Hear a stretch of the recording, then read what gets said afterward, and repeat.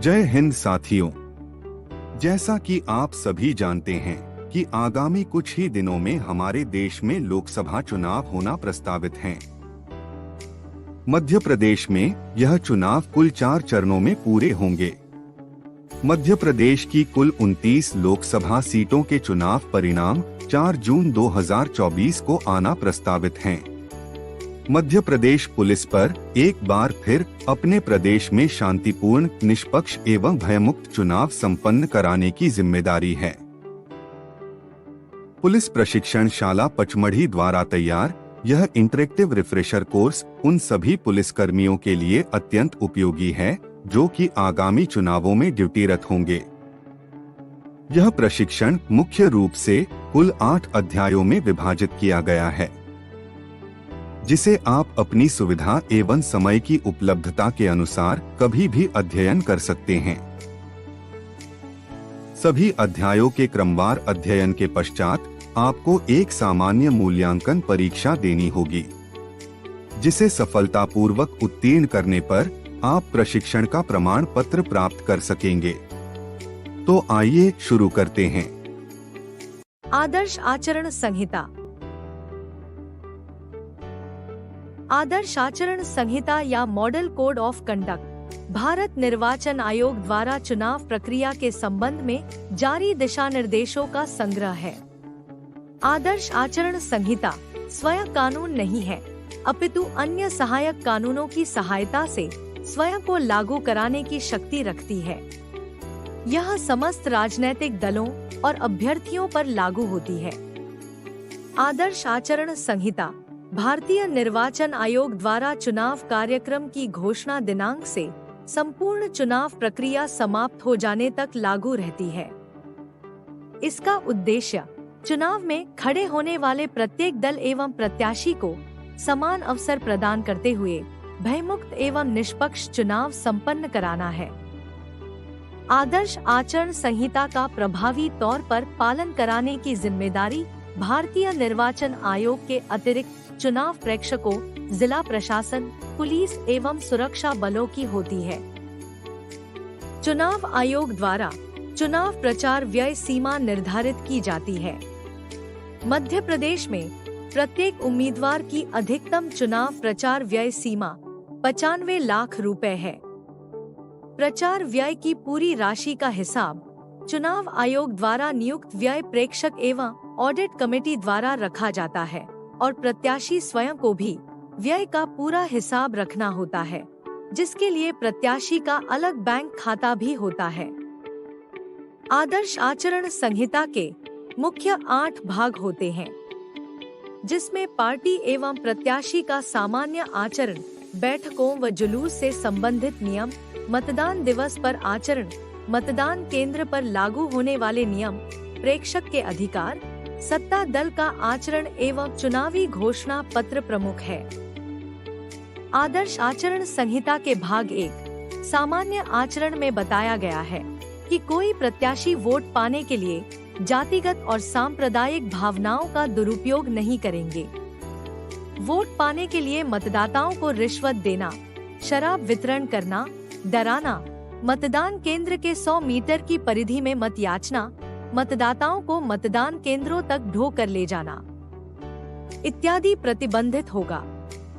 राजनीतिक दलों और प्रत्याशियों की आलोचना उनकी नीतियों, पिछले रिकॉर्ड और कार्य तक ही सीमित होना चाहिए। किसी प्रकार के व्यक्तिगत लांछन लगाना प्रतिबंधित है। राजनीतिक दलों व प्रत्याशियों को अपनी बैठकों की पूर्व अनुमति प्राप्त करना चाहिए। बैठकों के स्थल और समय की अग्रिम सूचना पुलिस एवं प्रशासन को देना चाहिए। प्रचार, सभा, बैठक के दौरान सभी कार्यकर्ताओं को अपने बैज और परिचय पत्र धारण करना चाहिए। इस दौरान लाउड स्पीकर या ध्वनि विस्तारक यंत्रों का प्रयोग सुबह 6 से रात्रि 10 बजे तक ही किया जा सकता है। 2 या 2 से अधिक उम्मीदवारों को एक समय पर समान रूट से जुलूस निकालने की योजना नहीं बनाना चाहिए, ताकि किसी तरह का आपसी टकराव न हो। वर्तमान प्रतिनिधियों के पुतले नहीं जलाना चाहिए। दूसरे दल की सभा या जुलूस में गड़बड़ी करना, जुलूस में पटाखे या आग्नेयास्त्र का प्रयोग प्रतिबंधित होता है। मतदान दिवस पर मतदान केंद्र पर उपस्थित अधिकृत पार्टी प्रतिनिधि को परिचय पत्र धारण करना चाहिए। कोई भी मंत्री किसी भी मतदान केंद्र में प्रवेश नहीं करेंगे जब तक कि वह स्वयं उस क्षेत्र में अभ्यर्थी या मतदाता नहीं है। मतदान दिवस पर मतदान केंद्र की 100 मीटर की परिधि में मत याचना करना प्रतिबंधित होता है। भारत निर्वाचन आयोग या जिला निर्वाचन अधिकारी की अनुमति या प्राधिकार पत्र के बिना किसी को भी मतदान केंद्र में प्रवेश की अनुमति नहीं है। विशेष सुरक्षा कवर प्राप्त कोई व्यक्ति मतदान केंद्र के 100 मीटर के दायरे में प्रवेश नहीं कर सकता, न ही एजेंट बन सकेगा। Z+ सुरक्षा प्राप्त व्यक्ति सादे कपड़ों वाले एक सुरक्षा कर्मी के साथ ढके हुए शस्त्र के साथ मतदान केंद्र में प्रवेश कर सकेगा, बशर्ते वह व्यक्ति उस मतदान क्षेत्र का मतदाता या अभ्यर्थी होना चाहिए। भारत निर्वाचन आयोग द्वारा निर्वाचन प्रक्रिया के पर्यवेक्षण हेतु प्रेक्षकों को नियुक्त किया जाता है। आचार संहिता उल्लंघन के प्रकरणों की रिपोर्ट उम्मीदवार या राजनैतिक दल, प्रेक्षक एवं जिला निर्वाचन अधिकारी के माध्यम से भारत निर्वाचन आयोग को कर सकते हैं। सत्ता दल के मंत्री एवं प्रतिनिधि शासकीय मशीनरी का उपयोग प्रचार हेतु नहीं करेंगे। सत्ताधारी पार्टी प्रचार के लिए राजकीय कोष से खर्च नहीं करेंगी। किसी भी सार्वजनिक भवन, मैदान और रेस्ट हाउस इत्यादि की उपलब्धता सभी दलों व उम्मीदवारों के लिए समान होनी चाहिए। सत्ता दल का इस पर एकाधिकार नहीं होना चाहिए। सत्ता दल के मंत्री एवं प्रतिनिधि आदर्श आचरण संहिता लागू होने के बाद किसी भी नई योजना या जन कल्याण कार्य की घोषणा आकस्मिक स्थिति को छोड़कर अन्य किसी भी स्थिति में नहीं कर सकते। पार्टी अथवा उम्मीदवार के चुनावी घोषणा पत्र में वादे और आश्वासनों का लेख करना किसी प्रकार का भ्रष्ट आचरण नहीं होता है, लेकिन घोषणा पत्र में आपत्तिजनक आश्वासन शामिल नहीं होना चाहिए। घोषणा पत्र में दिए गए आश्वासन औचित्यपूर्ण होना चाहिए और उसके लिए आवश्यक धन की व्यवस्था किए जाने के उपायों का भी उल्लेख होना चाहिए। आदर्श आचरण संहिता लागू होते ही तत्काल प्रभाव से शासकीय व्यय पर चल रही योजनाओं के प्रचार प्रसार के विज्ञापनों को रोक दिया जाता है।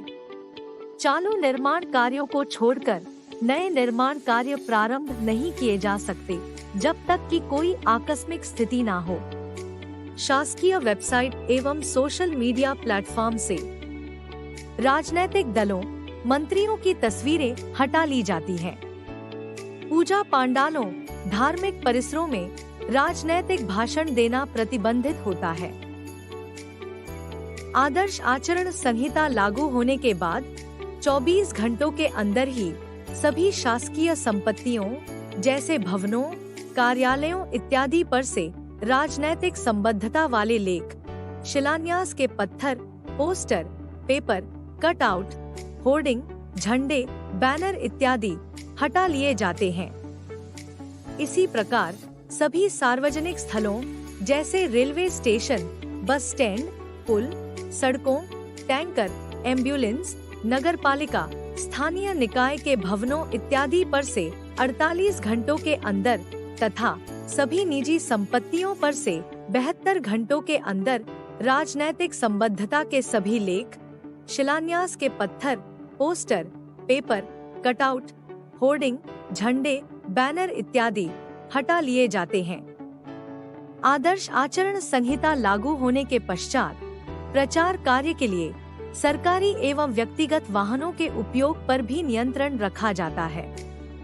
मंत्री, जनप्रतिनिधि एवं प्रत्याशी प्रचार कार्य हेतु सरकारी वाहनों का प्रयोग नहीं कर सकते हैं। चुनाव प्रचार के लिए प्रत्याशी को आयोग से वाहनों की अनुमति प्राप्त करना होती है। प्रत्याशी के उपयोग के लिए एक, चुनाव एजेंट के लिए एक एवं प्रचार कार्य के लिए एक छोटे 4 पहिया वाहन सहित कुल 3 वाहनों की अनुमति प्रदान की जा सकती है। रोड शो के लिए अलग से अनुमति प्राप्त करना होती है, जिसमें अधिकतम 10 4 पहिया वाहनों की अनुमति प्रदान की जाती है। किसी वाहन को रथ में परिवर्तित करने के लिए भी पूर्व अनुमति लेना अनिवार्य है। रोड शो में अधिकतम 6 बाय 4 फीट का एक बैनर लगाया जा सकता है। प्रत्येक वाहन के बीच कम से कम 10 मीटर की दूरी होना चाहिए। 2 पहिया वाहनों पर 1 बाय 1.5 फीट का एक ध्वज लगा सकते हैं, जिसके पोल की लंबाई 3 फीट से अधिक नहीं होगी। वाहनों पर कोई बैनर नहीं लगाया जाना चाहिए। केवल छोटा साइज का स्टिकर और अनुमति पत्रक लगाना चाहिए। वाहनों पर स्पॉटलाइट, हूटर, सर्च लाइट नहीं होना चाहिए। एक वाहन में 5 से ज्यादा सवारी नहीं बैठाई जा सकती। नामांकन दाखिल करने हेतु रिटर्निंग ऑफिसर के कार्यालय के 100 मीटर की परिधि में केवल 3 छोटे वाहनों को प्रवेश दिया जाएगा। मतदान केंद्रों के आसपास उम्मीदवारों के अस्थायी कार्यालय किसी अतिक्रमित संपत्ति पर स्थापित नहीं होना चाहिए। यह किसी भी धार्मिक स्थल पर या किसी हॉस्पिटल या शैक्षणिक संस्थान के निकट भी स्थापित नहीं किए जा सकते। अस्थायी कार्यालय को 10 बाय 10 का एक छाता या एक छोटा टेंट लगाकर बनाया जा सकता है, जिसमें एक टेबल और 2 कुर्सी, 4 बाय 8 फीट का एक पार्टी का झंडा या एक बैनर या एक फोटो लगाया जा सकता है। यह मतदान केंद्र के 200 मीटर की परिधि में नहीं होना चाहिए। प्रचार हेतु छपवाए जाने वाले पर्चों, बैनरों और पोस्टरों का मुद्रण मुख्य निर्वाचन अधिकारी के पूर्वानुमोदन से ही होना चाहिए। मुद्रित सामग्री पर प्रेस, प्रकाशक का नाम, पता, प्रतियों की संख्या, मोबाइल नंबर और खर्च राशि प्रदर्शित होना अनिवार्य है। मुद्रित सामग्री की एक प्रति प्रकाशक व प्रिंटर द्वारा जिला निर्वाचन अधिकारी को आवश्यक रूप से भेजी जानी चाहिए।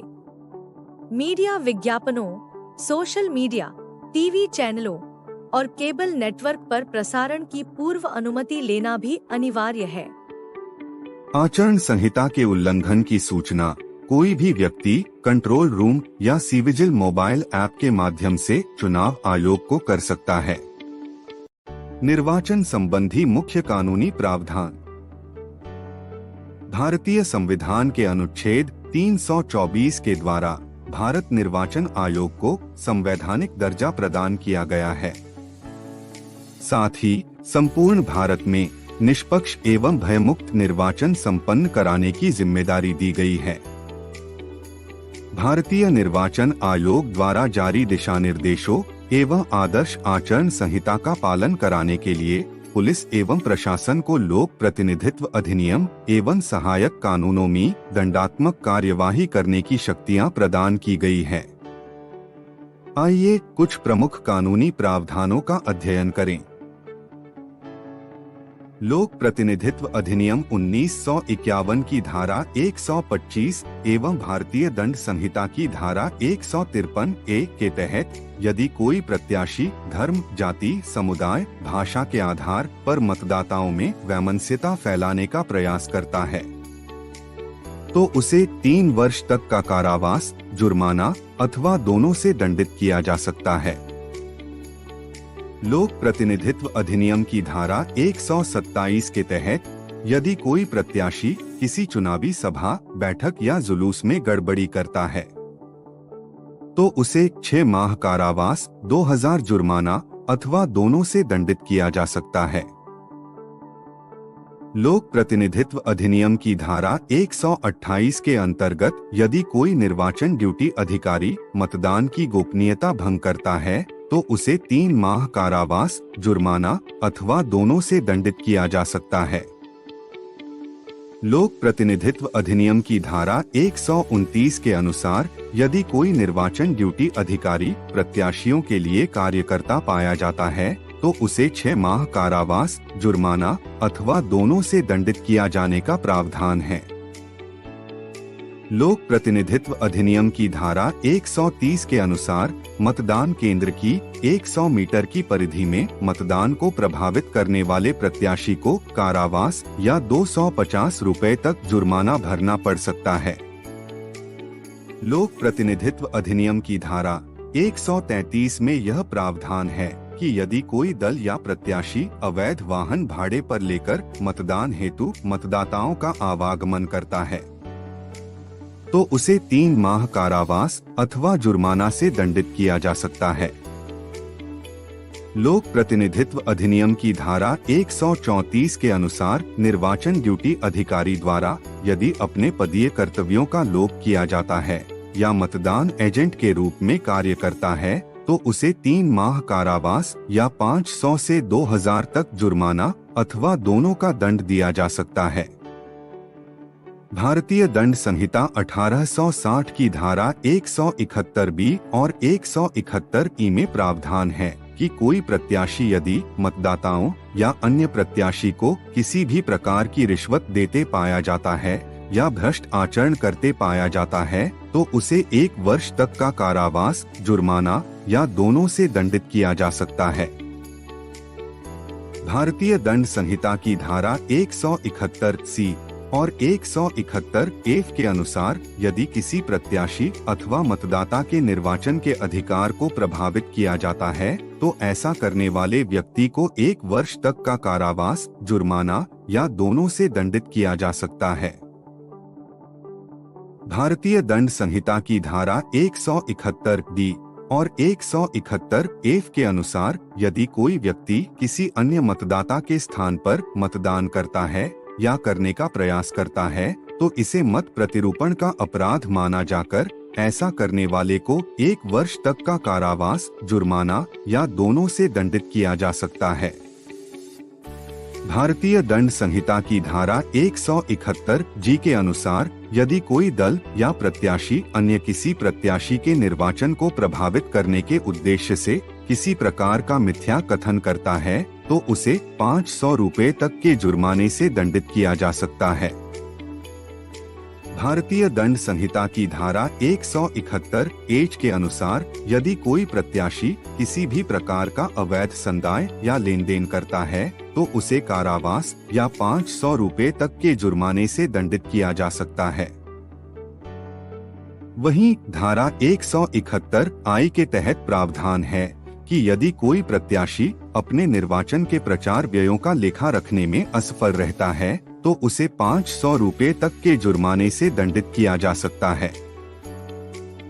भारतीय दंड संहिता की धारा 505(2) के तहत यदि कोई व्यक्ति या प्रत्याशी लोक रिष्टिकारक कथन करता है अथवा अफवाह या भय फैलाने का प्रयास करता है तो उसे 3 वर्ष तक का कारावास और जुर्माना या दोनों से दंडित किया जाएगा।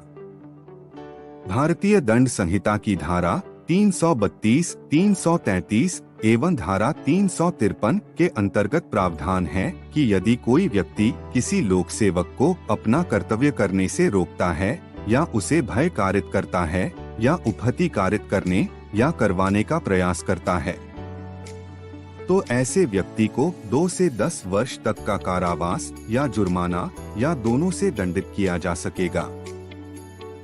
दंड प्रक्रिया संहिता 1973 की धारा 41 के तहत किसी संज्ञेय अपराधी को पुलिस द्वारा बिना वारंट के गिरफ्तार किया जा सकता है।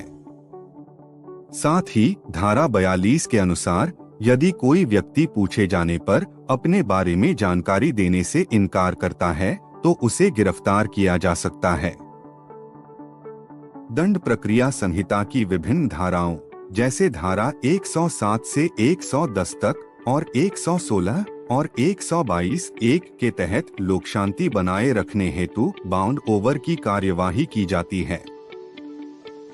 अनुसूचित जाति अनुसूचित जनजाति अधिनियम 1989 की धारा 3 के अनुसार यदि अनुसूचित जाति अनुसूचित जनजाति के किसी प्रत्याशी या मतदाता के मताधिकार को किसी भी प्रकार से प्रभावित करने का प्रयास किया जाता है तो ऐसा करने वाले व्यक्ति को 6 माह से 5 वर्ष तक का कारावास और जुर्माना से दंडित किया जा सकता है।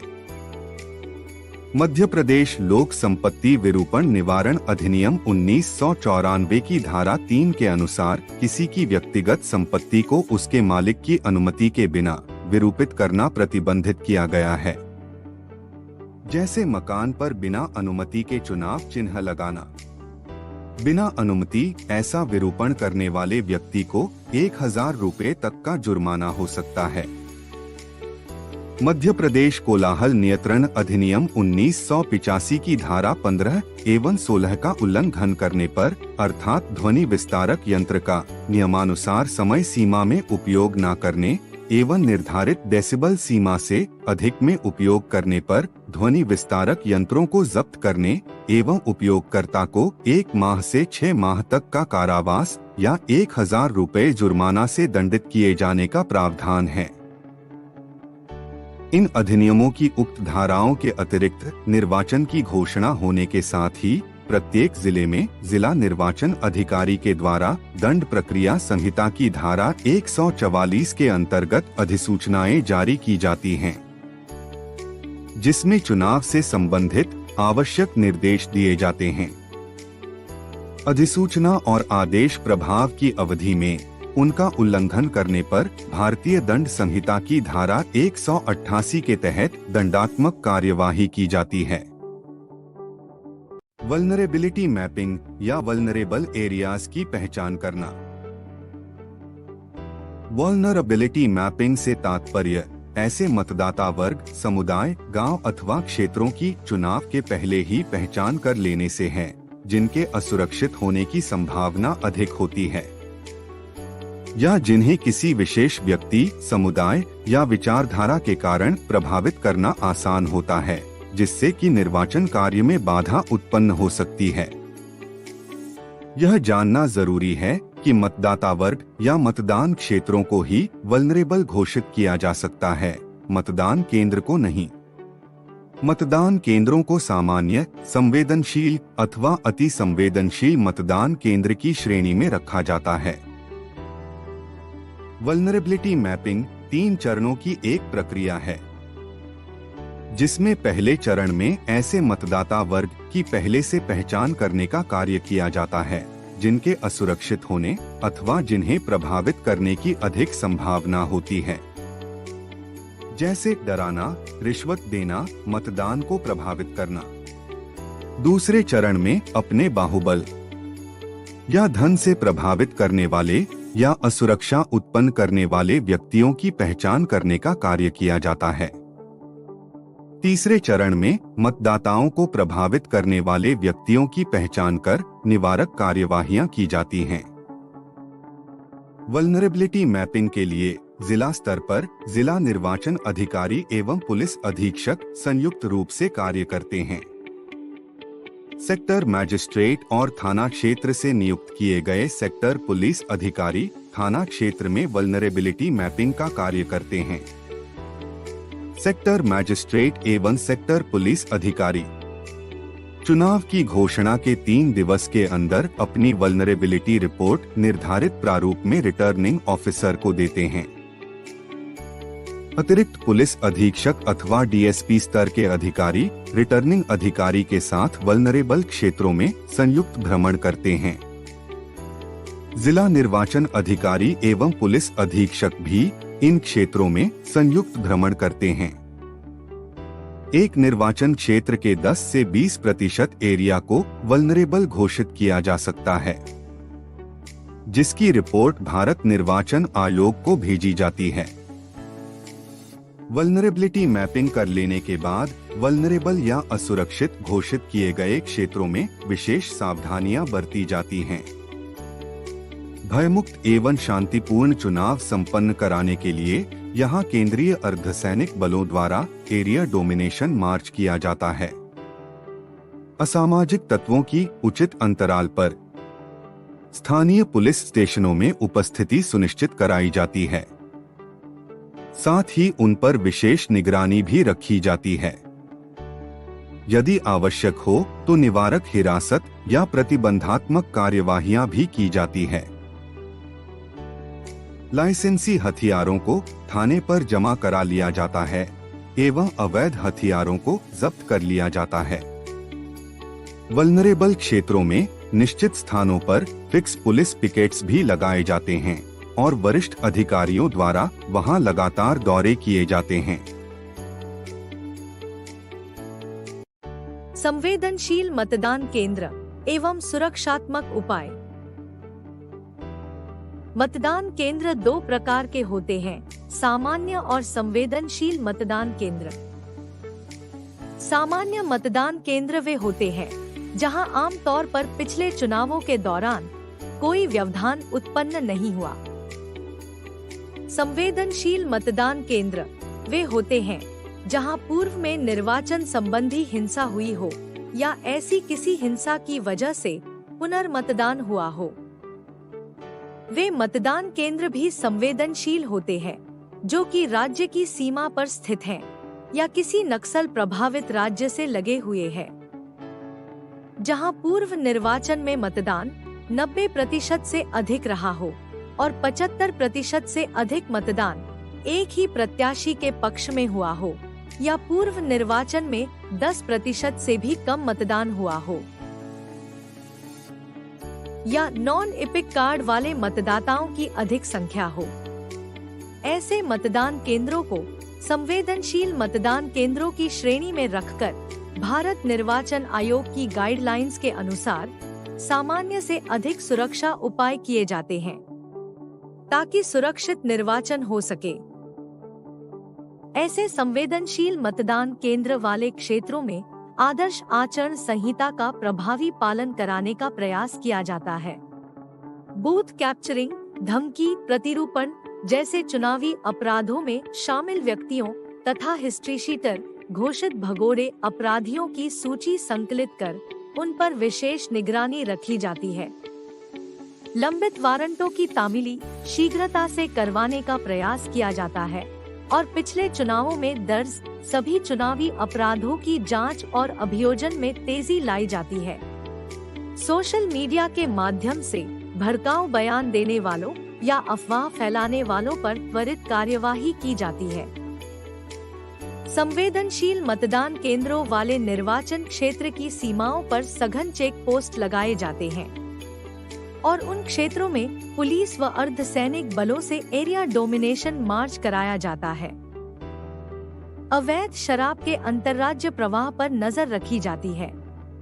बिना लाइसेंस वाले परिसरों में शराब के भंडारण पर भी निगाह रखी जाती है और अवैध शराब बनाने वाली फैक्ट्रियों का पता लगाने के लिए विशेष अभियान चलाया जाता है।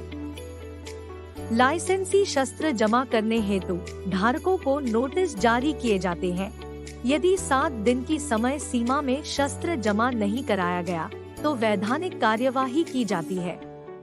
चुनाव की घोषणा से परिणाम घोषित होने तक लाइसेंसी हथियार ले जाने पर प्रतिबंध लगा दिया जाता है। हथियारों और गोला बारूद की दुकानों के लाइसेंस की जांच की जाती है। चुनाव की घोषणा की तारीख से चुनाव संपन्न होने तक हथियार के लाइसेंस जारी करने पर रोक लगा दी जाती है। प्रत्येक संवेदनशील मतदान केंद्र पर केंद्रीय सुरक्षा बल की तैनाती सुनिश्चित की जाती है और मतदान केंद्र के भीतर एक माइक्रो ऑब्जर्वर आवश्यक रूप से तैनात किए जाते हैं। चुनाव के पूर्व अन्य राज्यों की सीमाओं से लगे जिलों से समन्वय करना अत्यंत आवश्यक होता है ताकि चुनाव को प्रभावित करने वाली किसी भी प्रकार की अंतर्राज्यीय अवैध गतिविधियों एवं आवाजाही को रोका जा सके। इस हेतु निर्वाचन आयोग, स्थानीय प्रशासन एवं पुलिस विभाग द्वारा पूर्व से ही तैयारियां शुरू कर दी जाती हैं। मध्य प्रदेश 5 पड़ोसी राज्यों से अपनी सीमा साझा करता है। यह राज्य हैं उत्तर प्रदेश, छत्तीसगढ़, महाराष्ट्र, गुजरात और राजस्थान। मध्य प्रदेश के कुल 55 जिलों में से 37 सीमांत जिले हैं जो अन्य राज्यों से लगे हुए हैं, जिनमें नवनिर्मित जिले मऊगंज और पांडुरना भी शामिल हैं। जहां उत्तर प्रदेश से मध्य प्रदेश के सबसे ज्यादा 16 जिले सीमा साझा करते हैं, वहीं महाराष्ट्र और राजस्थान से प्रदेश के 10-10 जिले लगे हुए हैं। छत्तीसगढ़ से 7 जिले और गुजरात की सीमा से 2 जिले सीमा साझा करते हैं। निर्वाचन आयोग के निर्देश पर राज्य के सीमावर्ती जिलों के निर्वाचन अधिकारी, स्थानीय प्रशासन एवं पुलिस विभाग सभी आवश्यक जानकारियां साझा कर निर्वाचन क्षेत्र की सुरक्षा का रोड मैप तैयार करते हैं, जिनमें सीमावर्ती जिलों की सीमा की लंबाई, सीमावर्ती कस्बे, गुजरने वाले राष्ट्रीय राजमार्ग, कच्ची सड़कें, रेलवे ट्रैक, नदियों के रास्ते की जानकारियां महत्वपूर्ण रूप से साझा की जाती हैं, ताकि उन पर नाकाबंदी कर सुरक्षा की तैयारी की जा सके। राज्य एवं जिलों की सीमाओं पर चेक पोस्ट लगाकर असामाजिक तत्वों द्वारा चुनाव को प्रभावित करने के उद्देश्य से अवैध रूप से परिवहन कर ले जाए जा रहे हथियार, कैश, शराब व अन्य मादक पदार्थों को जब्त करने की कार्यवाही की जाती है। निर्वाचन प्रारंभ होने के 48 घंटे पूर्व से अनावश्यक वाहनों का आवागमन बंद कर दिया जाता है। चेक पोस्ट पर तैनात स्थानीय बल के साथ अर्धसैनिक बल की भी तैनाती कर दी जाती है। नाकाबंदी हेतु स्थानीय एवं प्रशिक्षित बल का चुनाव किया जाता है। नाकाबंदी हमेशा ऐसे स्थान पर लगाई जाती है जहां पुलिस बल के लिए बिजली, पानी, भोजन, ठहरने की व्यवस्था उपलब्ध हो, साथ ही कंट्रोल रूम और थाने से संपर्क करने के लिए मोबाइल या वायरलेस नेटवर्क प्राप्त होता हो और जहां सीसीटीवी कैमरा भी लगाया जा सके। नाकाबंदी स्थल शैडो एरिया अर्थात जहां वायरलेस नेटवर्क प्राप्त न हो, वहां नहीं होना चाहिए। जिले की सीमा पर नाकाबंदी हेतु जिला बल के एक पुलिस अधिकारी के साथ 4 अन्य पुलिसकर्मियों को तैनात किया जाता है। अंतरराज्यीय नाकाबंदी स्थलों पर जिला बल के एक पुलिस अधिकारी के सहायतार्थ जिला पुलिस बल के एक और पुलिसकर्मी के अलावा अर्धसैनिक बल का हाफ सेक्शन लगाया जाता है। यदि नाकाबंदी स्थल संवेदनशील क्षेत्र में है या किसी नक्सल प्रभावित राज्य के जिले की सीमा पर है, तो जिला बल के एक पुलिस अधिकारी के साथ जिला बल के एक और अन्य पुलिसकर्मी के अलावा अर्धसैनिक बल का पूरा सेक्शन लगाया जाता है। सुरक्षा बलों का तैनाती प्रबंधन।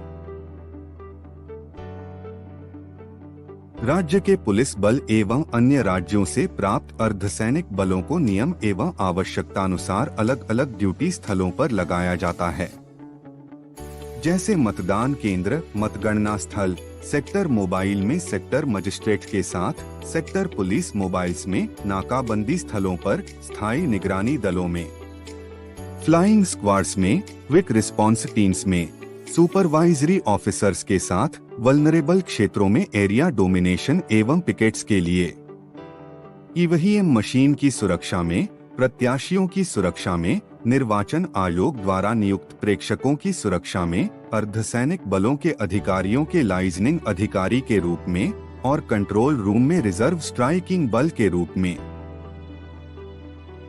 आचार संहिता का पालन कराने के लिए पुलिस एवं प्रशासन के अधिकारी संयुक्त टीम के रूप में कार्य करते हैं, जैसे सेक्टर मोबाइल में एक सेक्टर मजिस्ट्रेट और पुलिस विभाग के एक अधिकारी, सशस्त्र बल और होमगार्ड जवान मिलकर कार्य करते हैं। सेक्टर मोबाइल द्वारा आचार संहिता उल्लंघन के मामलों पर कार्यवाही केवल सेक्टर मजिस्ट्रेट की उपस्थिति में ही की जाती है। यदि सेक्टर मोबाइल का क्षेत्र संवेदनशील अथवा नक्सल प्रभावित है, तो उक्त पुलिस अधिकारियों के अतिरिक्त केंद्रीय सुरक्षा बलों को भी सेक्टर मोबाइल में लगाया जाता है।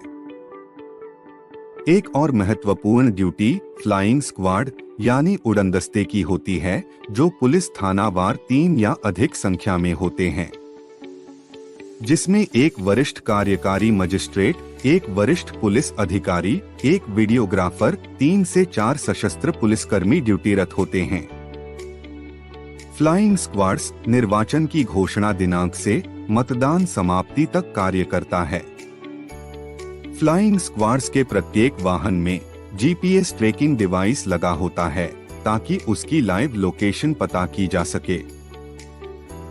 आदर्श आचार संहिता उल्लंघन के मामलों पर कार्यवाही एवं जांच वरिष्ठ कार्यकारी मजिस्ट्रेट द्वारा की जाती है, जिसकी दैनिक रिपोर्ट फ्लाइंग स्क्वाड्स मैजिस्ट्रेट के द्वारा रिटर्निंग ऑफिसर, पुलिस अधीक्षक, जिला निर्वाचन अधिकारी एवं प्रेक्षक के माध्यम से भारत निर्वाचन आयोग को दी जाती है।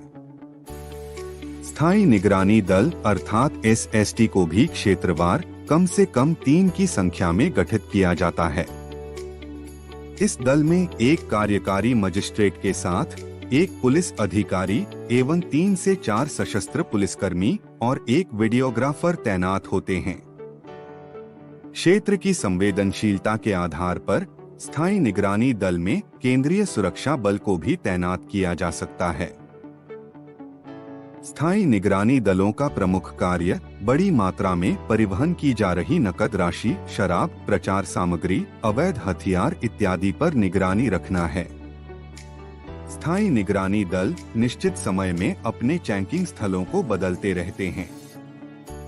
स्थायी निगरानी दल द्वारा जो भी निवारक कार्यवाहियां की जाती है, उसकी रिपोर्ट दल के अध्यक्ष कार्यपालिक मजिस्ट्रेट के द्वारा रिटर्निंग ऑफिसर के माध्यम से निर्वाचन आयोग तक दैनिक रूप से पहुंचाई जाती है। QRT अर्थात क्विक रिस्पांस टीमों का गठन सामान्य तौर पर केंद्रीय पुलिस बल की टुकड़ियों से किया जाता है, जो कि बलवा नियंत्रण सामग्री एवं आर्म्स एम्यूनेशन से सुसज्जित होती हैं। इन्हें थाना स्तर पर एवं कंट्रोल रूप पर तैयार अवस्था में रखा जाता है, ताकि किसी भी आकस्मिक स्थिति से तत्काल निपटा जा सके। आचरण संहिता का पालन कराने में इन मोबाइल टीम्स की महत्वपूर्ण भूमिका होती है। नियमानुसार 50,000 से अधिक की नकद राशि एवं 10,000 से ज्यादा कीमत की शराब का परिवहन करना आदर्श आचरण संहिता का उल्लंघन माना जाता है।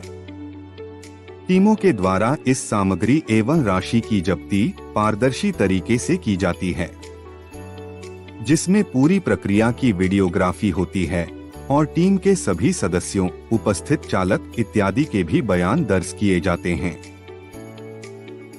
यदि जब्त की गई राशि या शराब की कीमत बहुत ज्यादा है, तो उसकी सूचना आयकर विभाग और आबकारी विभाग को भी दी जाती है। इन दलों को उचित कार्यवाही का पर्याप्त प्रशिक्षण दिया जाना चाहिए और आवश्यक तौर पर अनुभवी अधिकारियों को इन दलों का हिस्सा बनाना चाहिए। साथ ही इन दलों को अपनी कार्यवाही के दौरान नागरिकों के सम्मान, महिला एवं बच्चों की सुविधा के अनुसार आचरण करना चाहिए। EVM मशीन अर्थात इलेक्ट्रॉनिक वोटर मशीन मतदाताओं के लिए मतदान करने की सुविधा का एक सरल इलेक्ट्रॉनिक माध्यम है। मशीन मुख्य रूप से 3 डिवाइस से मिलकर बनी होती है, जिसका पहला डिवाइस कंट्रोल यूनिट, दूसरा डिवाइस वीवीपैट मशीन अर्थात voter verifiable paper audit trail और तीसरा डिवाइस बैलेट यूनिट होता है। मतदान केंद्र पर कंट्रोल यूनिट मतदान अधिकारी या पीठासीन अधिकारी के पास रखी होती है। बैलेट यूनिट और वीवीपैट मशीन मतदाता के कक्ष में रखी होती है। बैलेट यूनिट पर उम्मीदवारों के नाम, चुनाव चिन्ह और समक्ष में नीले रंग का बटन होता है। मतदान अधिकारी द्वारा कंट्रोल यूनिट में बैलेट बटन दबाने पर मतदाता की बैलेट यूनिट मतदान के लिए तैयार हो जाती है। तब मतदाता बैलेट यूनिट में अपने पसंद के उम्मीदवार के समक्ष का बटन दबाता है और बैलेट यूनिट से एक बीप की आवाज आती है। साथ ही वीवीपैट मशीन की स्क्रीन पर उम्मीदवार के नाम और चुनाव चिन्ह वाली एक प्रिंट पर्ची 7 सेकंड तक दिखाई देती है, जिससे मतदाता को पता चलता है कि उनका वोट अपने पसंद के उम्मीदवार को ही गया है। 7 सेकंड के बाद यह पर्ची वीवीपैट मशीन के सीलबंद बॉक्स में स्वतः ही जमा हो जाती है, जिसे मतगणना के समय भी उपयोग किया जाता है। आइए देखें कि मतदान केंद्र पर कैसे मतदान किया जाता है।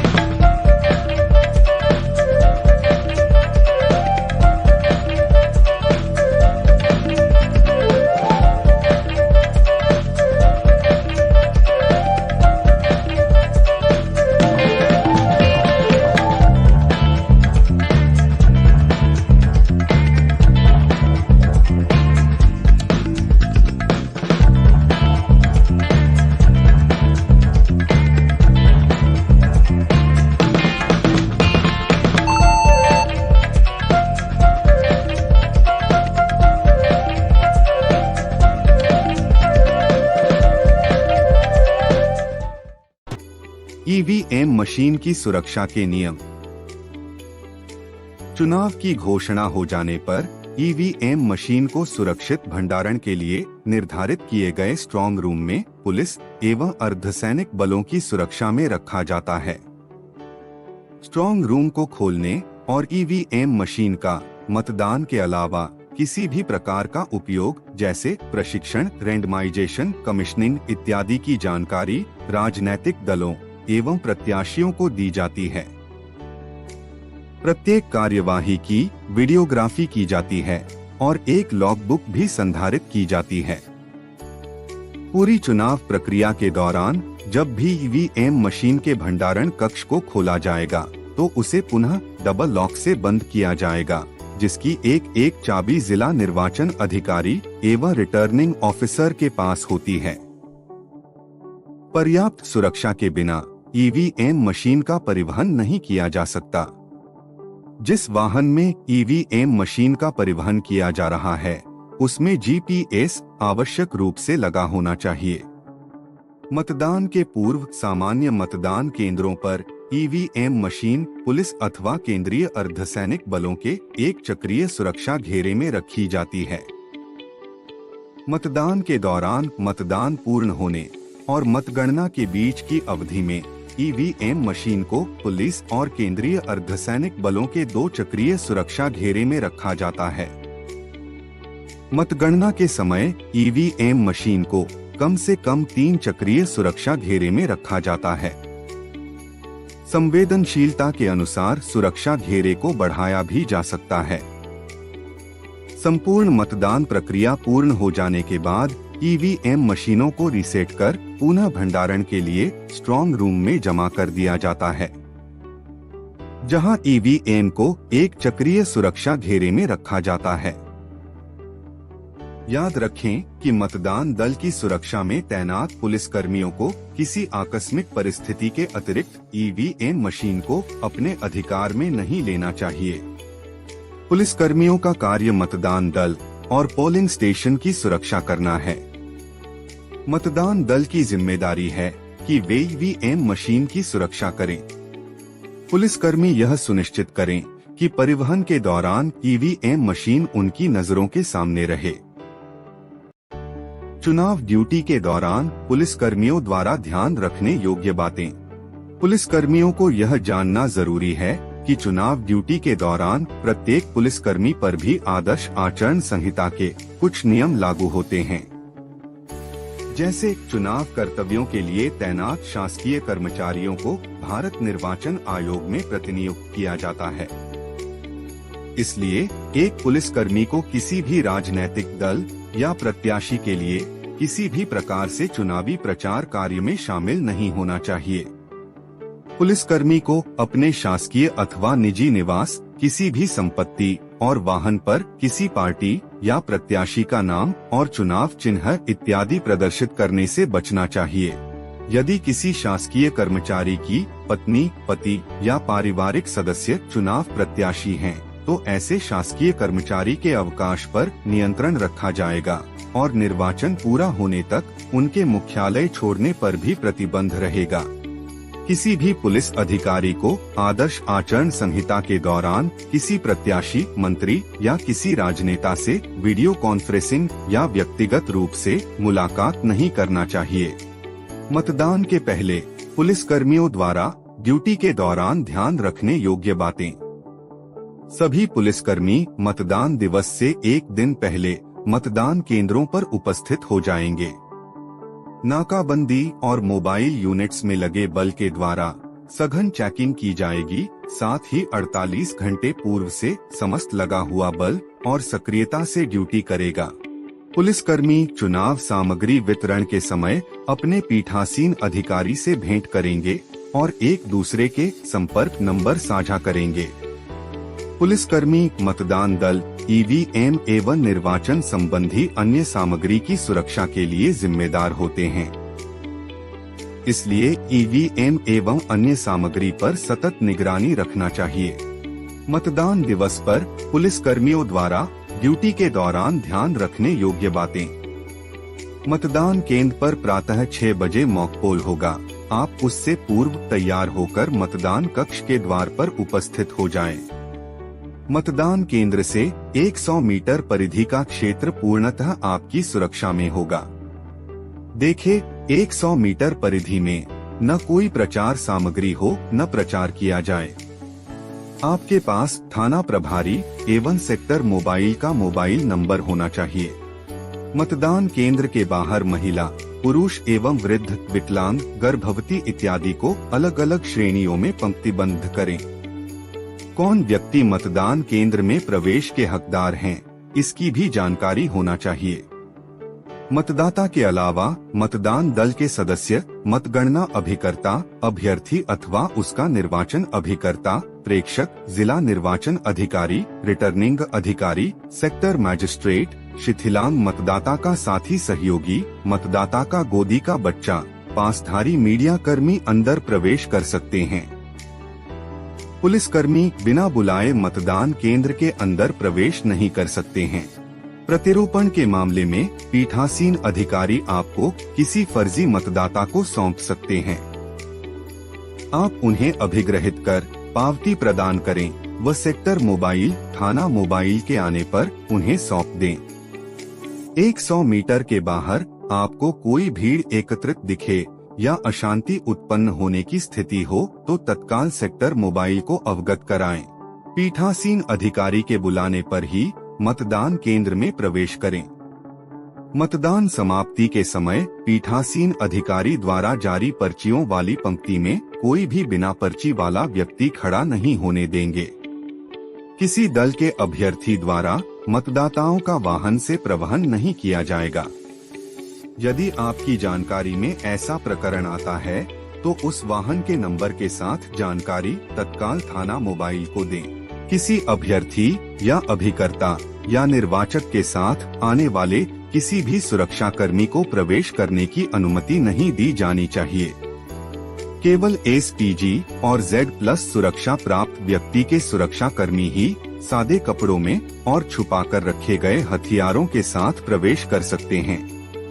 स्वयं या अपने परिवार के किसी सदस्य को अपने मताधिकार का प्रयोग करने के लिए मतदान केंद्र तक जाने के लिए निजी वाहनों का उपयोग करने की अनुमति है, परंतु यह अनुमति मतदान केंद्र के 200 मीटर के दायरे में लागू नहीं होगी। जिस मतदान केंद्र पर जिला तैनाती योजना के अनुसार CAPF बल को तैनात किया गया है, वहां CAPF के एक कर्मी को मतदान केंद्र के दरवाजे पर रखा जाएगा।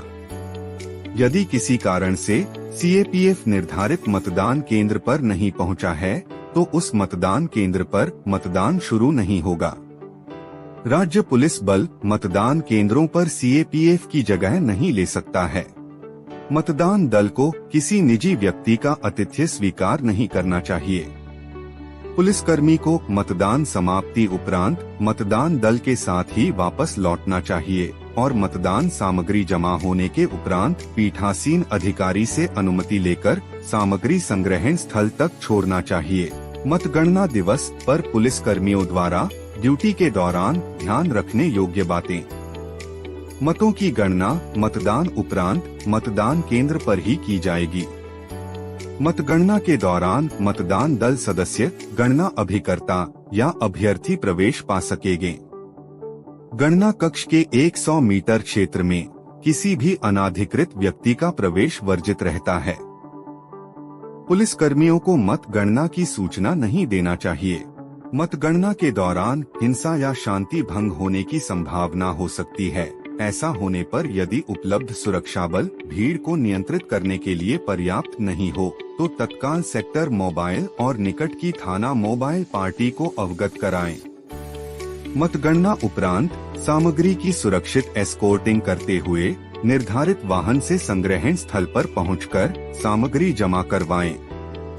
पीठासीन अधिकारी एवं प्रभारी अधिकारी को रिपोर्टिंग एवं उनकी अनुमति पश्चात आप अपनी ड्यूटी से मुक्त होंगे। एक अनुशासित विभाग के सदस्य होने के नाते प्रत्येक पुलिसकर्मी को चुनाव ड्यूटी के दौरान सर्वोच्च अनुशासन का आदर्श उदाहरण प्रस्तुत करना चाहिए। ड्यूटी के दौरान धूम्रपान, शराब का सेवन, मोबाइल का अनावश्यक उपयोग इत्यादि कृत्यों से बचना चाहिए। आशा है कि मध्य प्रदेश पुलिस की प्रशिक्षण शाखा पुलिस मुख्यालय भोपाल के मार्गदर्शन में पुलिस प्रशिक्षण शाला पचमढ़ी द्वारा प्रदाय इस प्रशिक्षण से आप अवश्य लाभान्वित होंगे। आगामी निर्वाचन ड्यूटी हेतु आप सभी को बहुत बहुत शुभकामनाएं।